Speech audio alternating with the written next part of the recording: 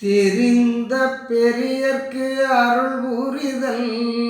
சிறப்பென்றுரைத்த தெய்வமறை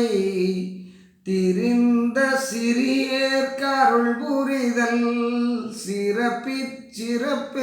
சிறப்பென்றுரைத்தனவே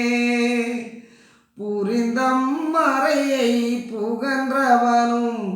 நீயே என்றால் புண்ணியனே